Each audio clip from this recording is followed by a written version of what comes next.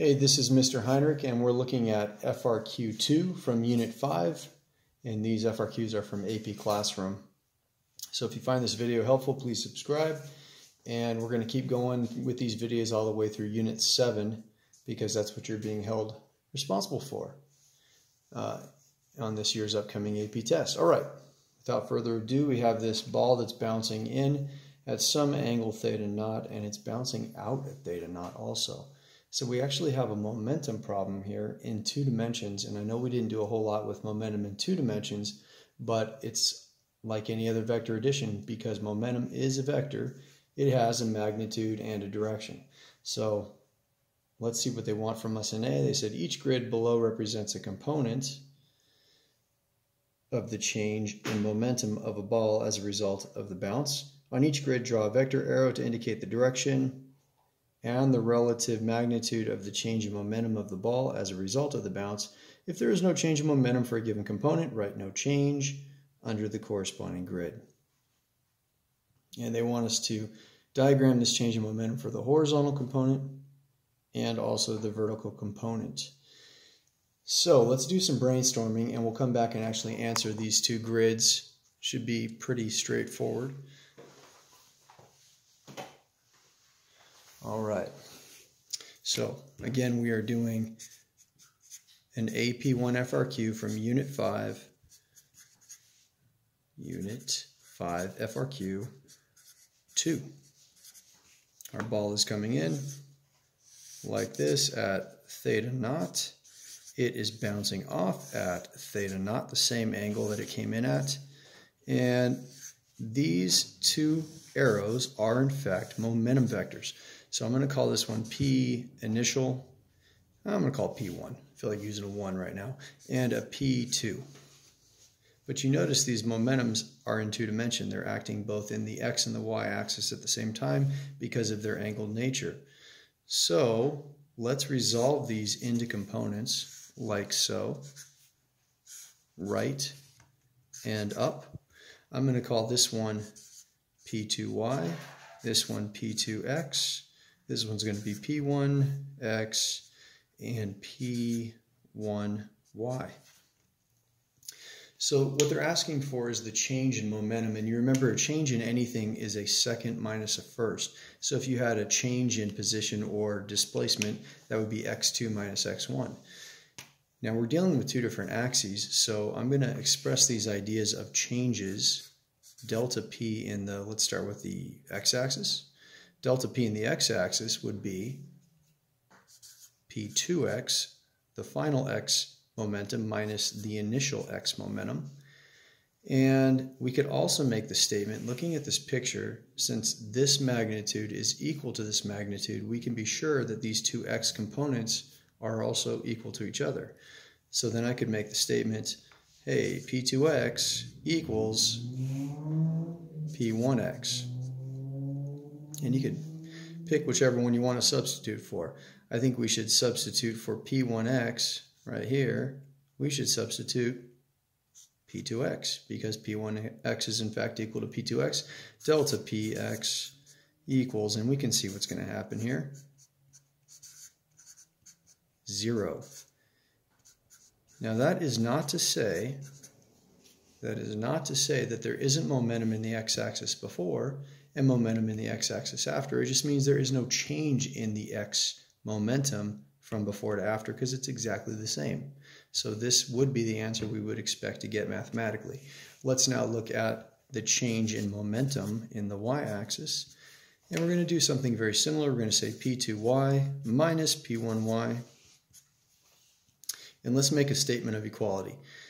Now let's be traditional here, and actually let's not be traditional, because it'll work out mathematically better.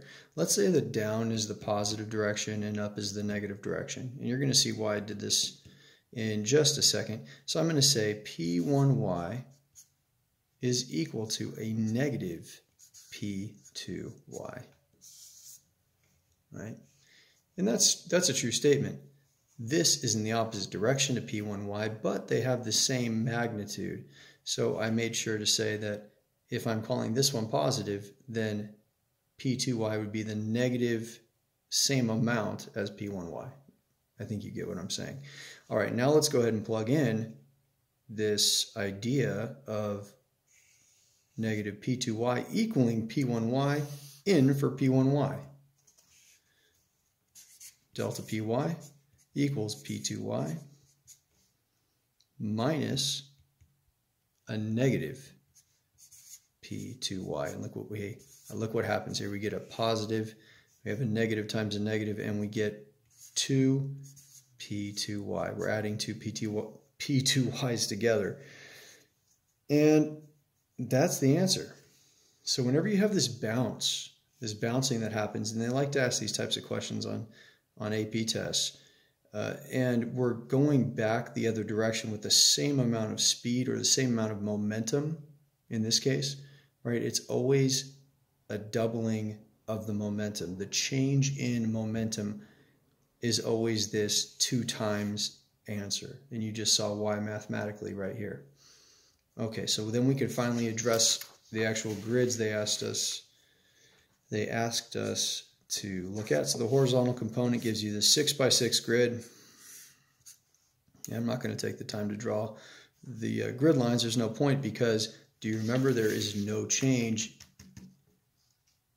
in the x momentum from beginning to end. So for the horizontal component, there is no component for the change in momentum. We would say no change. However, for the vertical component, that is not the case. For the vertical component, still not going to draw the grid lines. We can see we don't just have a P2y. We have how many P2y's? We have 2 P2y's. So maybe take up most of the grid, 4 boxes, 5 boxes. I don't know. Keep it with an even number of boxes. So how about I just use all 6 boxes? There we go. So that is my change in the momentum in the y-axis. That is my change in the momentum in the y-axis. Done. Okay, so we're done with A and we're going on to B. This is a short response, so let's try to keep this next part thorough but reasonably short. And so we have the following situation. We have a ball that is falling from a certain height, h1, and it falls down and it bounces upward but to a lesser height. Please read through all of the question, but it's asking us to use the conservation of energy and the conservation of momentum to explain why there is not as high a bounce for h2 as the height we started with, h1. That's essentially what it's asking us. So think about it. Why not? Why is there a lesser height? Well, I already addressed this in the last FRQ, in FRQ 1 of Unit 5, and so some of the argument is very similar. So I'm going to start off by saying that I'm going to start off talking about the conservation of energy. Now, they didn't say anything about air resistance in this FRQ, but we're going to go ahead and assume usually they're not asking us to think about air resistance, and if they are, they deliberately tell us that. So I know for a fact they're not going to want us to use an air resistance argument here, though I suppose you could. Let's stay away from that. All right, so we have what kind of energy at the very top for, give me a second here, guys. Okay. We have a potential energy right here. And we know that as this ball falls down, it's going to transform into kinetic energy. So we'll say as the ball falls from h1, the potential energy converts, oh, hold off, the potential energy of what? They do like us to tell them the following. Because one of the big aims of the AP curriculum when it comes to energy, potential energy in particular, is to understand that the Earth must be part of the system for potential energy to exist. So we'll say this. As the ball falls from h1, the potential energy of the ball-Earth system converts to kinetic energy. However, upon bouncing, what happens? If I don't gain as much height the second time, there must be less potential energy here, right? Let's track backwards. That must mean there's less kinetic energy here.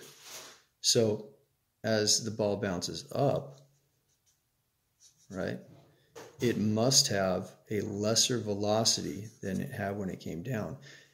Or we could say, in other words, it's lost kinetic energy from this point to this point, right? So, however, upon bouncing, there is a loss of kinetic energy.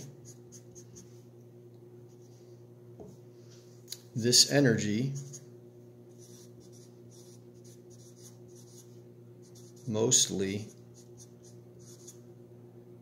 this lost energy, let's say that, mostly turns into thermal energy. I don't feel like writing thermal energy, so I'm just going to write TE. You should write thermal energy. Now I'm going to leave it there for a second because I don't want to forget to address the momentum side of things here. It mostly turns into thermal energy. Momentum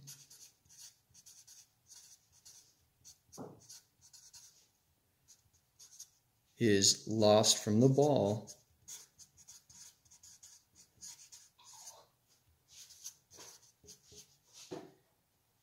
into the table. Is it falling onto a table? Oh no, the ground. Into the ground. So we just looked at two different ideas. These both are communicating the same things. So maybe what I say is this lost energy mostly turns into thermal energy, or one could consider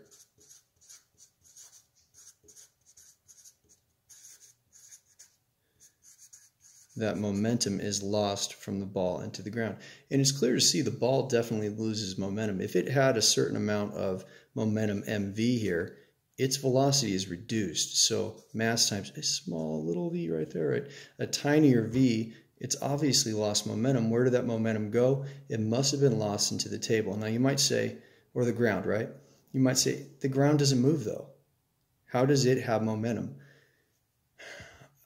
To go on from here is to go off on a bunny trail or a tangent. So, what the heck, I already started, right? So the ground right here is made up of a bunch of molecules, right? So as the ball hits those molecules, it speeds those molecules up. So technically, there is a momentum transference to the ground in the form of molecular motion, the molecules moving faster and having a greater kinetic energy, right?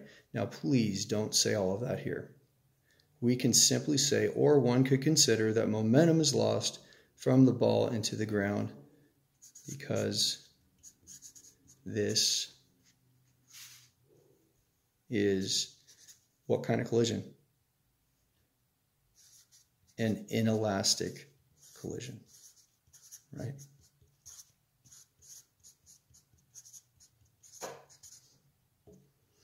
And from here, you could go either way. You could continue with the energy argument. You could say, now it has less kinetic energy as it ascends, and therefore gains less height and less potential energy.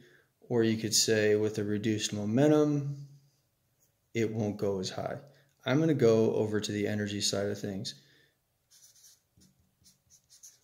With a reduced momentum after the bounce. Oop, I just said I'd do energy and I wrote momentum, right? With a reduced kinetic energy after the bounce, this energy will in turn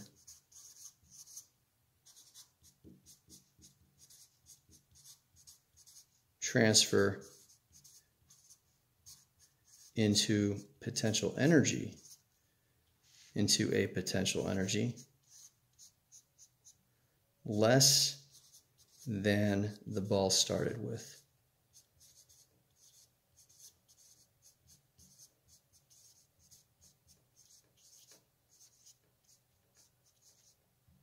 And I've run out of room. Let me get that all on screen for you. Less than the ball started with. And my final sentence would be, therefore, there is a smaller height, h2. Therefore, there is a smaller height, h2. And that's the complete argument. I hope that helped. Have a great day. I'll talk to you soon.